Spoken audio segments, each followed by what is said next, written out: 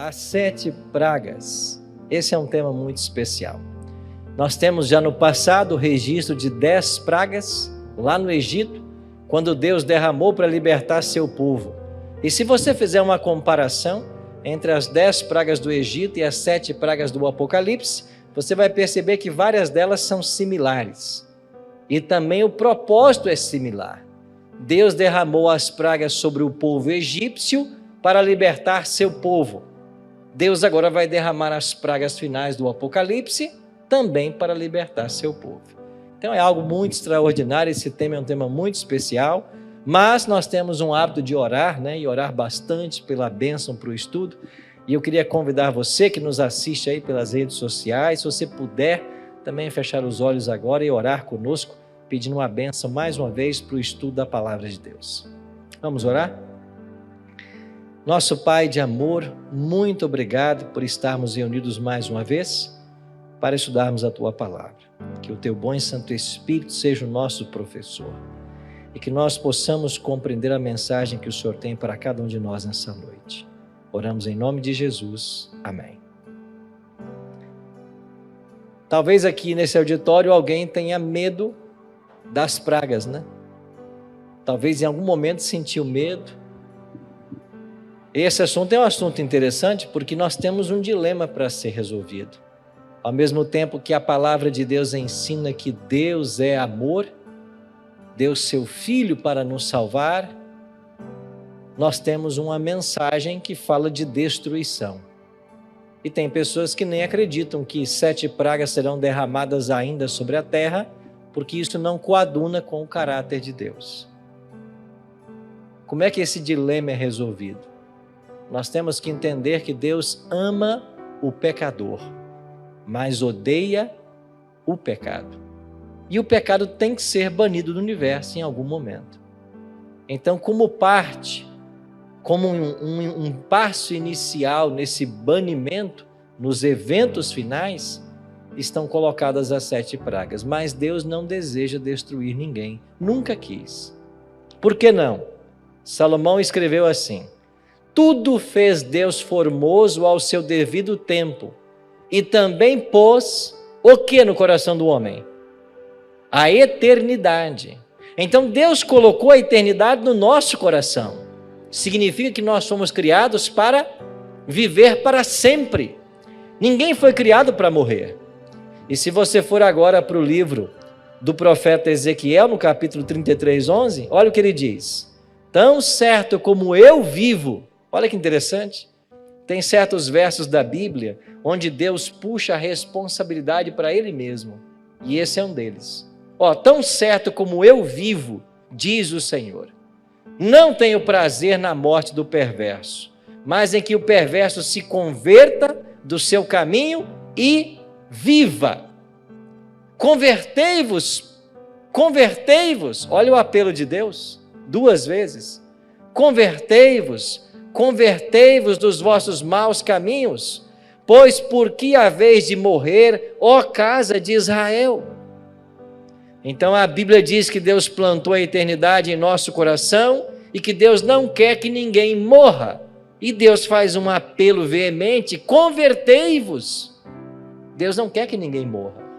Agora, como Deus não força ninguém escolher o caminho da salvação, então muitos irão morrer. Assim eu e você temos apenas 2 opções. Ou nós pegamos o caminho estreito que conduz à vida, ou pegamos o caminho largo que conduz à perdição. Tem uma terceira opção? Não tem. Quem é que ensinou isso? O próprio Cristo. Ele disse assim: entrai pela porta estreita, larga é a porta e espaçoso o caminho que conduz para onde? Para a perdição. E são muitos os que entram por ele. Porque estreita é a porta e apertado o caminho que conduz para a vida, e são poucos os que acertam com ela. Estão lembrados que eu disse no nosso último encontro de que o número dos perdidos será maior do que dos salvos? Isso é atestado pela fala do próprio Cristo nesse verso. Então, aqueles que escolherem a Cristo, eles serão salvos. Mas antes da salvação, eles passarão por um tempo que nós chamamos angústia de Jacó. A Bíblia chama também esse tempo de a grande tribulação. No nosso próximo encontro, eu vou falar sobre esse tema. A angústia de Jacó. Os salvos passarão pela angústia de Jacó. E os ímpios, pelas 7 pragas. Nós já estudamos aqui o fechamento da porta da graça. E quando se fechar a porta da graça, a humanidade vai estar dividida entre 2 grupos, os salvos e perdidos. Os salvos passarão pela angústia de Jacó, veremos isso no próximo encontro, e os perdidos passarão pelas 7 pragas, o que veremos hoje. Então hoje veremos o destino dos perdidos, e amanhã veremos a trajetória dos salvos. No nosso último encontro falamos a respeito do dilúvio. E olha o que diz Gênesis 6. Viu o Senhor que a maldade do homem se havia multiplicado na terra e que era continuamente mal todo desígnio do seu coração. Por que é que Deus destruiu o povo antediluviano? Porque era mal, constantemente, o desígnio do seu coração. Por que é que Deus vai destruir agora o ímpio no final da história? Porque o coração se tornou mau. Porque não achou lugar à habitação do Espírito. E por que motivo, então, Deus vai derramar as pragas? Olha o que explica Apocalipse. Apocalipse 15:1 diz, vi no céu outro sinal grande e admirável. O que João viu? 7 anjos, tendo 7 últimos flagelos, pois com estes se consumou a cólera de Deus. Então, quando a Bíblia diz que com as 7 pragas, com os 7 flagelos, vai consumar a cólera de Deus, a Bíblia está dizendo, com isso a justiça será satisfeita. E esses 7 juízos serão derramados sem a mescla da misericórdia. Não haverá misericórdia na hora das pragas. Por quê? Porque elas serão derramadas assim que se fechar a porta da graça, que nós já estudamos aqui, que é no exato momento que Cristo deixa o santuário celestial. Então, como nós saberemos que Cristo terminou o seu ministério no santuário celestial? Quando for derramada a primeira praga. Caiu a primeira praga, Jesus não mais está no santuário. Quem está salvo, quem está perdido, como vimos ontem em Apocalipse 22:11. Continue o justo na prática da justiça e o ímpio continue na prática da impiedade. Mas isso não vai acontecer sem que o mundo seja advertido. Ninguém será pego de surpresa, porque eu já expliquei para vocês aqui também num outro tema sobre a chuva serôdia, de que quando esse Espírito vier, nós iremos evangelizar o mundo. Com que mensagem? As 3 mensagens angélicas de Apocalipse 14:6 em diante. E no verso 10, o 3º anjo diz claramente, também esse quem? Quem recebeu a marca da besta. Também esse beberá do vinho da cólera de Deus, preparado sem mistura do cálice da sua ira, e será atormentado com fogo e enxofre diante dos santos anjos e na presença do Cordeiro. Então, quem receber o sinal da besta, a marca da besta, este receberá o vinho da cólera de Deus. Que vinho é esse? As 7 pragas. Então, ninguém vai ser surpreendido pelo cair das pragas. Todos terão a oportunidade. E com estas pragas se consuma a ira de Deus. Então, vamos agora ao centro do estudo, onde vamos repassar todas essas 7 pragas. Primeira delas, Apocalipse 16:2. O texto diz assim, saiu, pois, o primeiro anjo e derramou a sua taça pela terra, e aos homens portadores da marca da besta e adoradores da sua imagem, sobrevieram úlceras malignas e perniciosas. Nós já estudamos aqui a respeito da marca da besta, e nós fizemos um contraponto do selo de Deus e a marca da besta. E nós aprendemos aqui que o selo de Deus é o sábado e, por extensão, a lei. E que a marca da besta será o domingo. Viu o tempo verbal? A marca da besta será, não é ainda. Quem hoje santifica o domingo não foi assinalado pela besta como a marca da besta ainda. Por que não? Porque isso não é feito através de uma compulsão. Não existe ainda um decreto obrigando as pessoas a fazerem. Agora, quando as pessoas tiverem consciência dessa verdade e houver uma imposição de um decreto para que elas adorem no domingo, então aqueles que aceitarem se submeterem estarão recebendo a marca da besta. E o que vai acontecer? Estes receberão a primeira praga. E o que é a primeira praga? Úlceras malignas e perniciosas. A expressão úlcera, usada aqui no Apocalipse, é a mesma expressão usada para Jó. Lembra da experiência de Jó? Quando Deus permitiu que o Satanás tocasse na carne dele, mas não tirasse a vida, e ele ficou com o corpo cheio de feridas? É a mesma expressão usada para a primeira praga. Então, os portadores da marca da besta, eles receberão essa primeira praga, úlceras malignas e perniciosas. Estamos falando de uma doença literal, assim como era literal no caso de Jó. Caiu a primeira praga. Jesus então não mais está no santuário. Os ímpios começam agora a sofrer os 7 juízos. Segundo juízo, verso 3, eu estou em Apocalipse 16. Derramou segundo a sua taça no mar, e esse se tornou em sangue como de morto, e morreu todo ser vivente que havia no mar. Esta praga é simbólica? Não, ela é literal.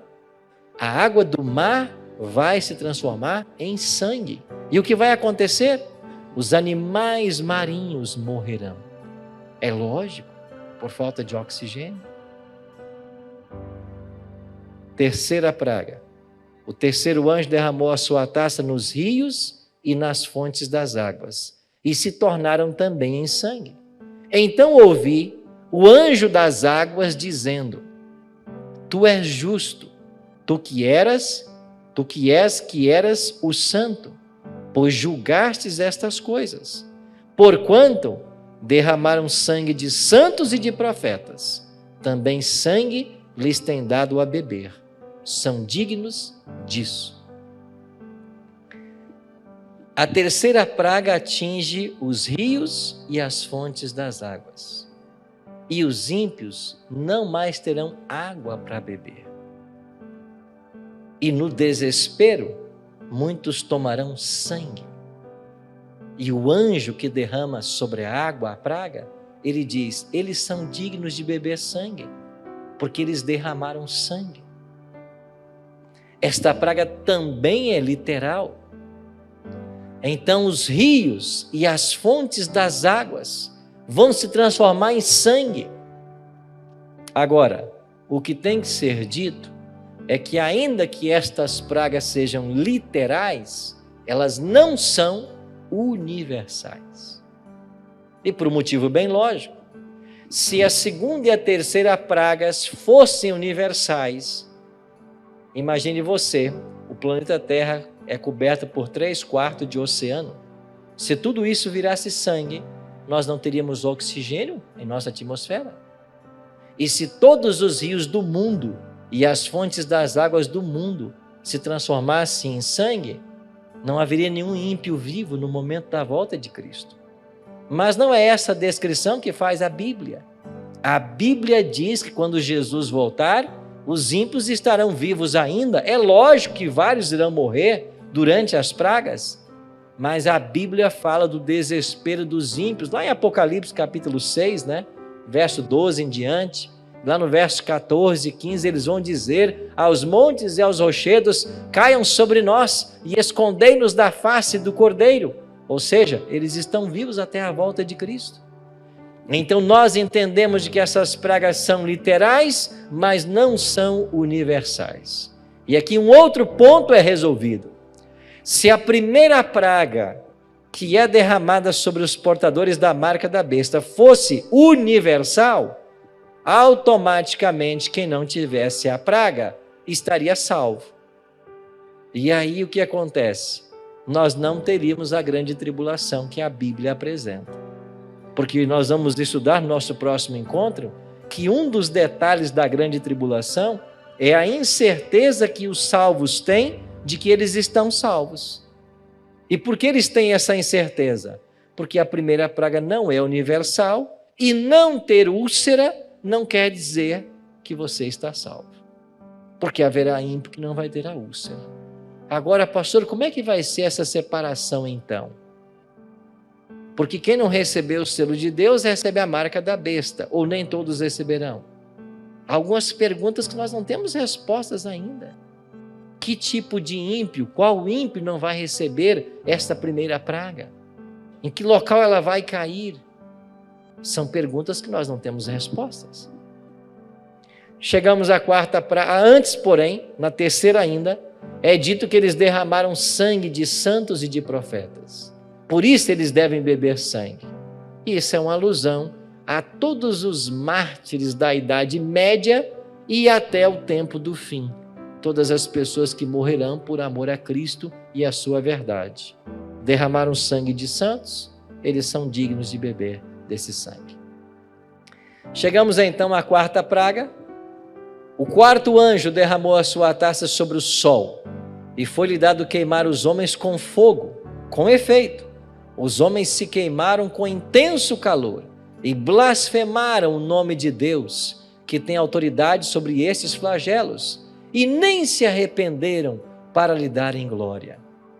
Quantas vezes mais vai aquecer o sol? Nós não sabemos. Ah, pastor, mas não serão 7 vezes? Há um texto na Bíblia que fala sobre isso, mas não existe nenhuma conexão com esta praga. Até porque se você coloca um sol 7 vezes mais, nós iremos a 280. E quem sobrevive a 280 graus? Ninguém. Então nós estamos falando de um sol que vai aquecer. Quantas vezes mais esse sol vai aquecer? Nós não sabemos. Mas ele vai aquecer a tal ponto que ele vai queimar os homens com intenso calor. Mas os homens não morrerão, porque eles, recebendo a quarta praga, eles vão blasfemar contra o Deus do céu. E a Bíblia diz que eles não se arrependeram. E por que não se arrependeram? Porque não tem mais o Espírito Santo atuando no ímpio. E se o Espírito não mais está atuando no ímpio, impossível haver conversão. É por isso que eles não se arrependeram. Chegamos então à quinta praga.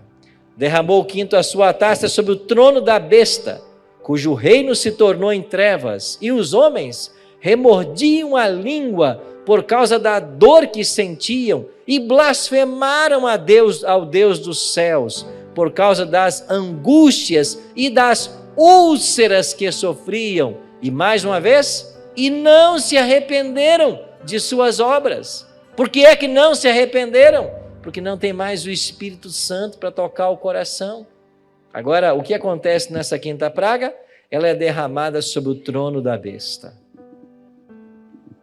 Nós já vimos aqui nessa série de que o primeiro poder, a besta que sai do mar, é uma alusão a Roma imperial e Roma papal. No movimento ecumênico que vai ter lugar no futuro próximo, e eu vou falar um pouquinho mais disso hoje, no movimento ecumênico que vai ter lugar daqui a pouco, o papado vai desempenhar um papel preponderante. E quando esse ecumenismo acontecer, todos se dobrarão diante da autoridade papal mais uma vez. E quando acharem que tudo está resolvido, que a humanidade caminha bem, quando estiverem pregando paz e segurança, as pragas começarão a cair. E quando essas pragas caírem, inclusive atingindo o trono da besta, as pessoas irão perguntar: mas espera, nós não nos unimos num só povo? Não estamos agora debaixo de uma só bandeira? Não temos todos um líder mundial? Por que Deus está mostrando o seu desagrado com essas pragas? O que está acontecendo?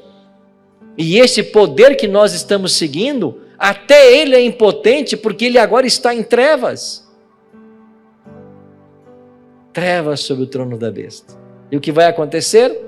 Os homens remorderão as línguas de tanta dor, inclusive por causa das úlceras, que é a primeira praga. Isso nos leva a concluir de que as pragas serão rápidas e sucessivas, porque quando cair a quinta praga, os homens ainda estão sentindo os efeitos da primeira. E chegamos então à sexta praga. Derramou o cesto a sua taça sobre o grande rio Eufrates, cujas águas secaram, para que se preparasse o caminho dos reis que vêm do lado do nascente do sol. A sexta praga é derramada sobre o rio Eufrates. O que significa esse rio Eufrates? Nós temos que ir para a Bíblia e nós encontramos lá no Antigo Testamento o pano de fundo para esta sexta praga. Então você está percebendo que nas pragas nós temos elementos simbólicos e elementos literais. Água em sangue, elemento literal. Agora uma praga sobre o rio Eufrates, elemento simbólico. Por que ele é simbólico? Porque quando vamos para o Antigo Testamento, para o livro do profeta Jeremias e também Daniel, você encontra a grande Babilônia no seu apogeu mundial. E no período neobabilônico, estamos falando do 6º século antes de Cristo, Nabucodonosor assume o trono por volta do ano 605.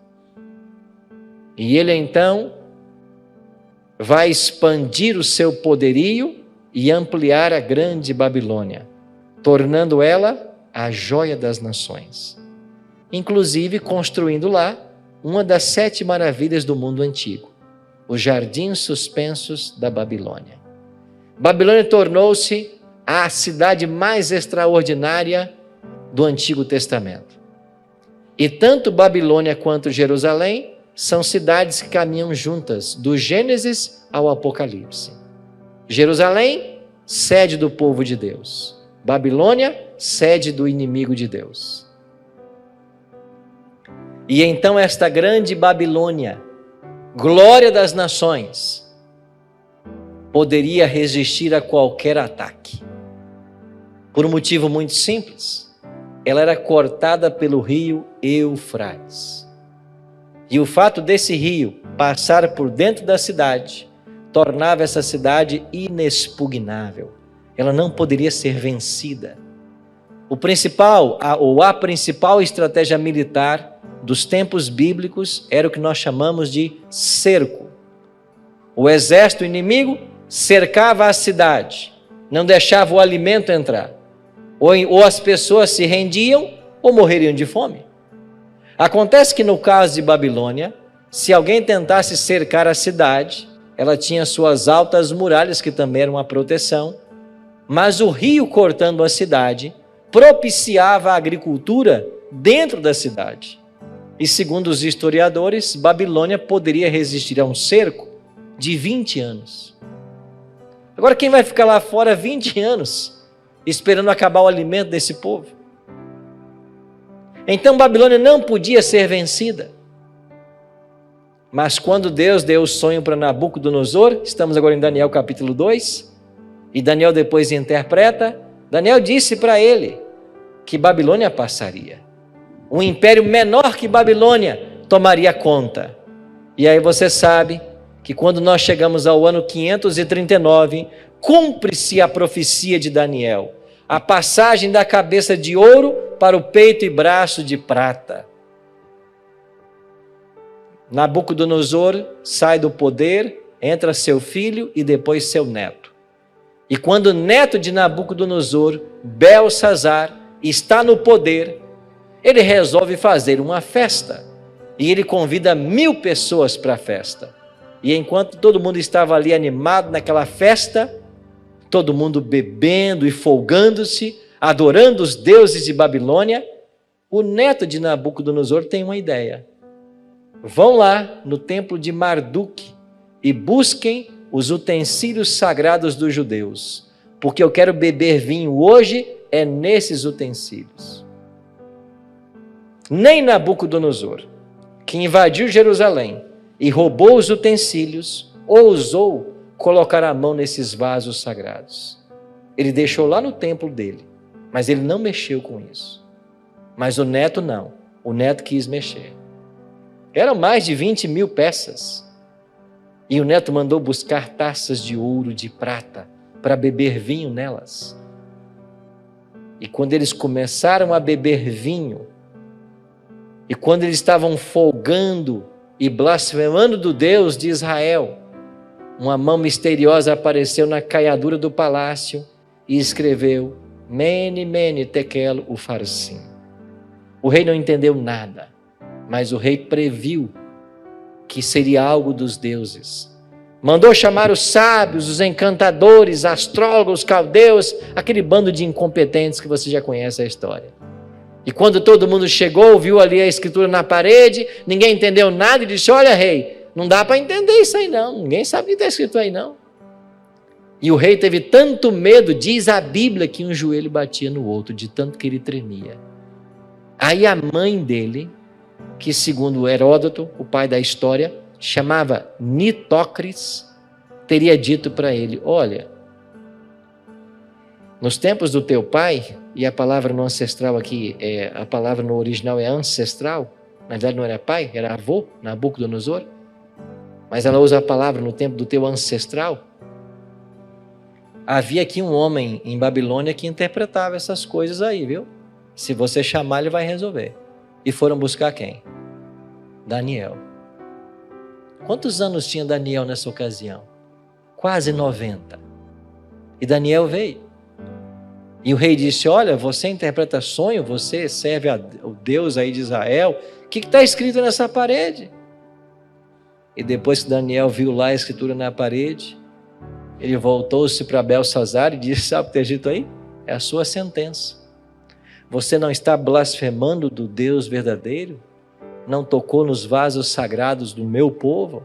Você nunca aprendeu com a história, né? Porque você é um cabeçudo. Você não aprende com a história. Você não sabe aí dos anais de Babilônia que o teu avô Nabucodonosor teve um sonho com a estátua e que um dia a Babilônia passaria. Você não sabia disso? Nem assim você temeu o Deus verdadeiro. Você não sabe que o seu pai baixou um decreto para que todos aqui em Babilônia adorassem o Deus que eu sirvo? Você sabe disso, mas não aprendeu com a história. Você não sabe que o seu pai pastou, o seu avô pastou como um animal 7 anos e depois Deus colocou ele no trono de novo? Você não sabe disso, mas você não aprende com a história. Esse é o seu problema. E sabe o que é escrito aí? Você foi pesado na balança e achado em falta. Contou Deus o teu reino e deu cabo dele. Ele vai ser dividido e dado aos medos e os persas. E quando Daniel terminou de interpretar, era a noite de 13 de outubro de 539 a.C. E quem é que já estava dentro da cidade? Ciro, que havia se aliado a Dario, seu tio. E o que ele fez? Ele desviou as águas do rio Eufrates. E quando as águas secaram, ele entrou marchando pelo leito do rio. Como é que nós sabemos disso? Nós sabemos porque Ciro escreveu isso. Ciro escreveu isso num cilindro, isso lá no 6º século antes de Cristo. O cilindro ficou por aí perdido, a arqueologia achou. E se você for hoje ao Museu Britânico lá em Londres, olha as linhas 13 e 14 do cilindro de Ciro. É aí que ele está dizendo que em 13 de outubro de 539 ele entrou pelo leito do rio Eufrates, depois de ter desviado o curso das águas. Secou o rio Eufrates e caiu a grande Babilônia. Agora chegamos à 6ª praga. Aonde o anjo vai derramar sua taça? Sobre o rio Eufrates, cujas águas se secaram. Para quê? Preparar os caminhos que vêm do nascente do sol. E quem são os reis que vêm do nascente do sol? Cristo e seus anjos. Porque Ciro é um tipo de Cristo na profecia. É por isso que lá em Isaías 45:1, Deus diz assim: a meu ungido, a Ciro, a quem tomo pela mão direita para abater as nações. Ciro é um tipo de Cristo. E assim como Ciro secou o rio Eufrates para derrotar Babilônia, o 6º anjo vai derramar a sua taça sobre o rio, simbólico de Babilônia, agora para cair a grande Babilônia do Apocalipse. Você está entendendo?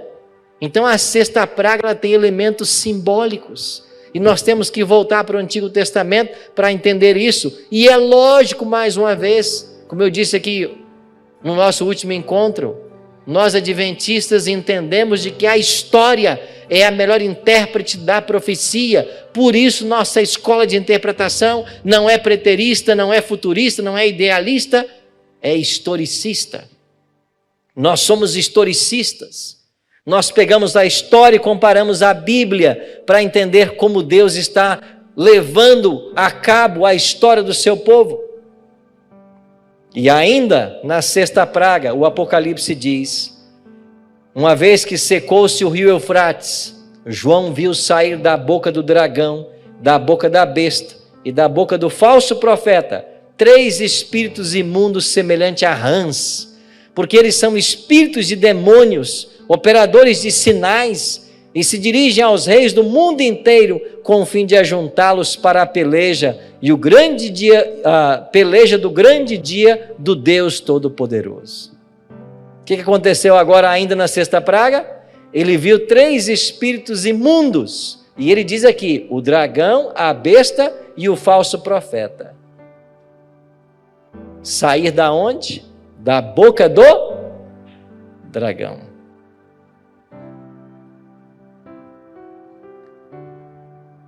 Por que esses espíritos são semelhantes a rãs? Eu falei para você do paralelo das pragas do Apocalipse com as pragas do Egito.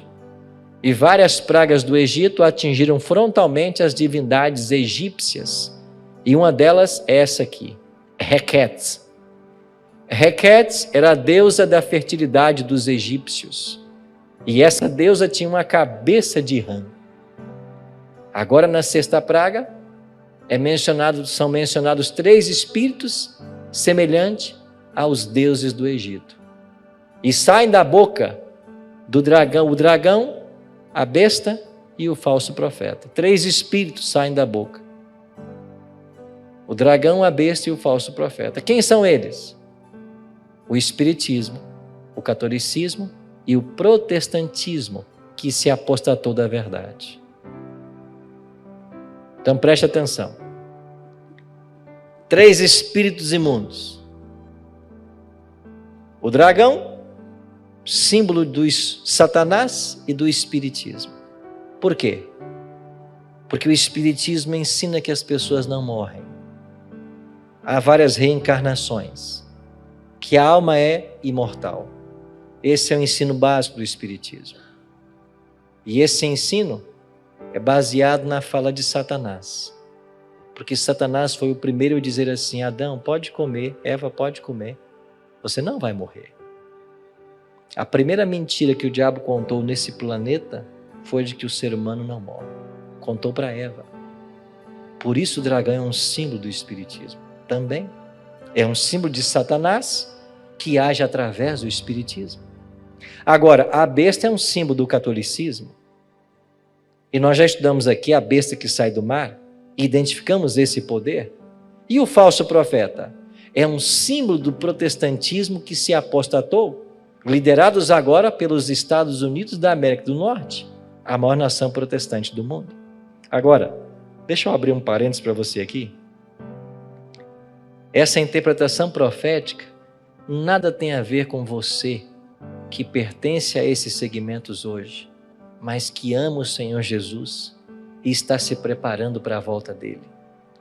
Se o seu coração é de Cristo, você precisa compreender essas verdades, para você saber a posição que você deve assumir.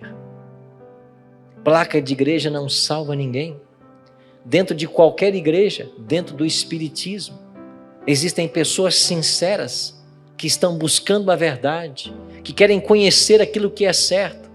E se você quer fazer da Bíblia o teu referencial, nós queremos ajudar você.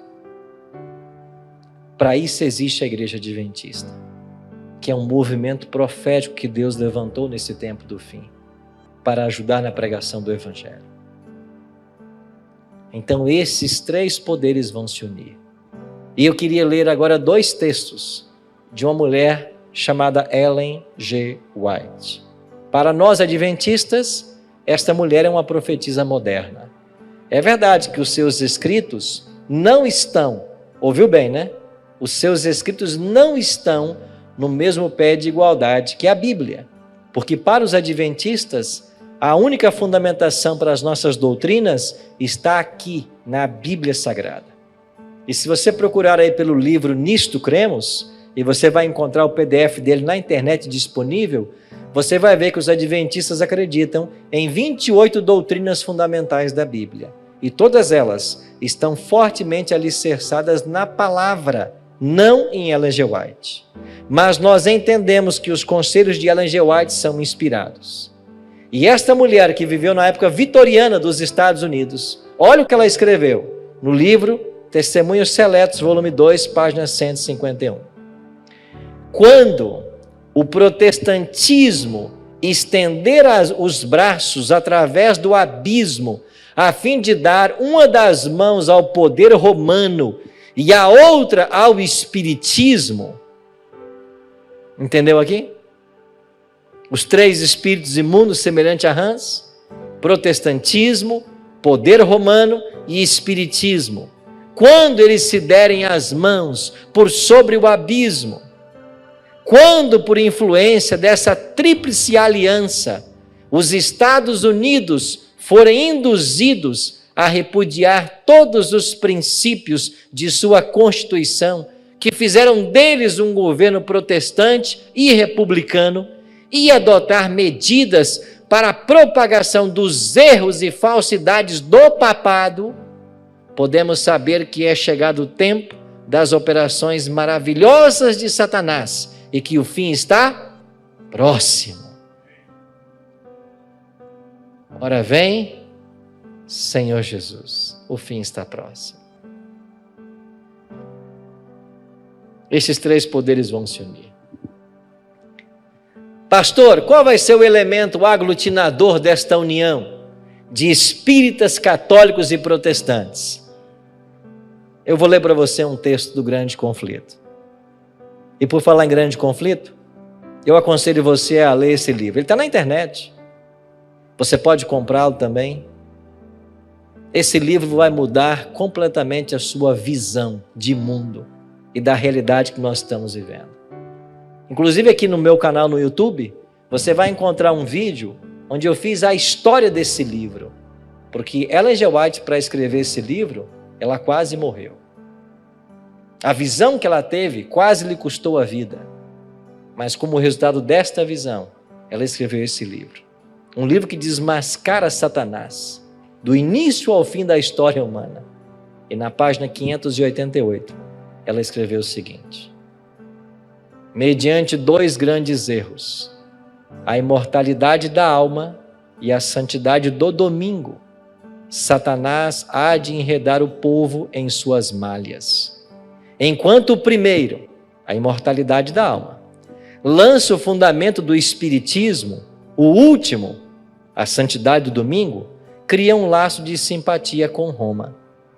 Os protestantes dos Estados Unidos serão os primeiros a estender as mãos através do abismo e apanhar a mão do espiritismo. Estender-se-ão por sobre o abismo para dar as mãos ao poder romano. E sob a influência dessa tríplice união, este país, os Estados Unidos, seguirá as pegadas de Roma, desprezando os direitos da consciência. Sabe o que fará os Estados Unidos? Eles vão criar um decreto dominical, como já estudamos aqui, obrigando todo mundo a descansar no primeiro dia da semana. E quem não fizer isso vai sofrer sanções legais. E mais uma vez os três poderes são mencionados. Agora, unidos, aglutinados em torno de duas pseudo-doutrinas. Que a alma é imortal, base do espiritismo, e que o domingo é o dia santo, base do catolicismo. Porque o domingo é o filho do papado. Você entende para onde nós estamos caminhando?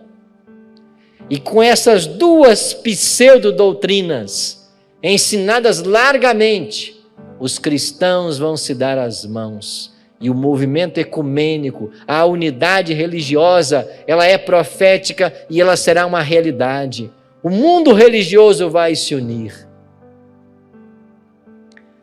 Mas pastor, espera um pouco. Nós estamos na sexta praga.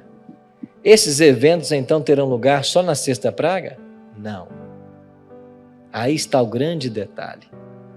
O movimento ecumênico é só na sexta praga? Não.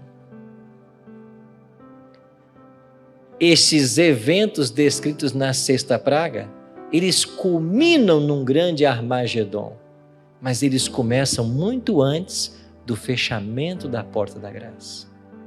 Porque esse movimento ecumênico, esse decreto dominical, essas sanções legais que serão dadas aos que rejeitarem a santidade do domingo, tudo isso terá lugar antes que se feche ainda a porta da graça. Então é um movimento que começa antes do fechamento da porta da graça e se estenderá até a sexta praga. E então chegamos à última praga. O anjo derramou a sua taça pelo ar e saiu grande voz do santuário, do lado do trono, dizendo o quê? Feito está. Lembra dessa expressão? Feito está? Foi dita por Cristo na cruz. Ele terminou a obra da redenção.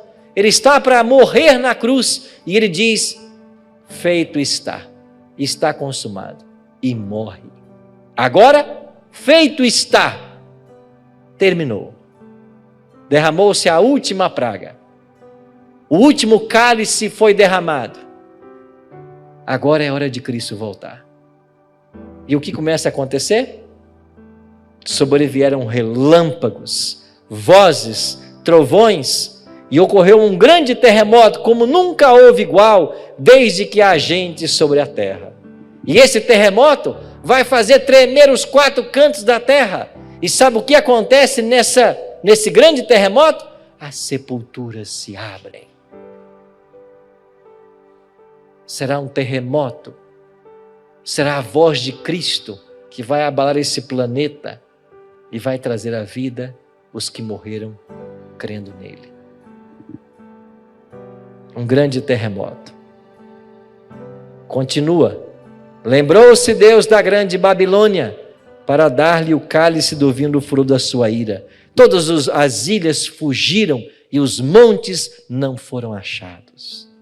As ilhas sumiram? Sim.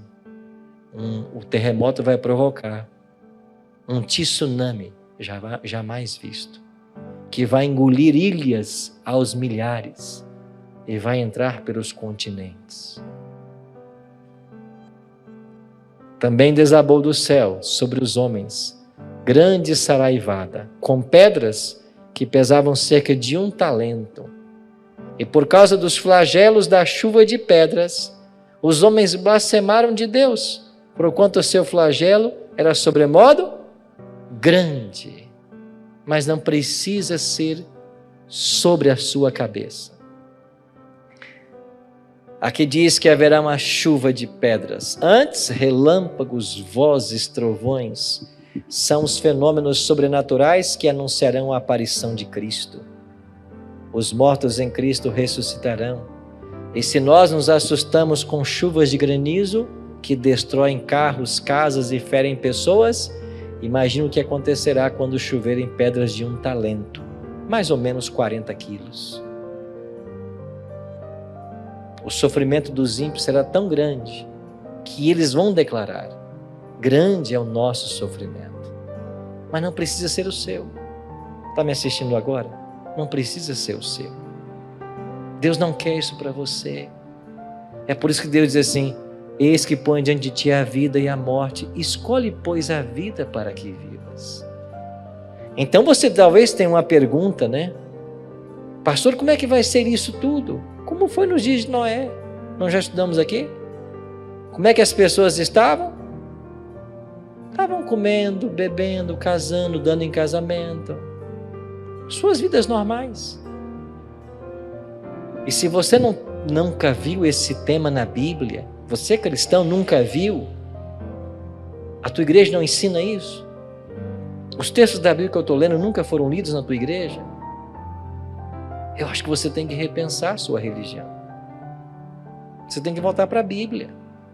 Porque se você ficar confiando em terceiros a sua salvação, você corre risco de perdê-la. Então, eu queria terminar respondendo uma pergunta. Como escapar disso?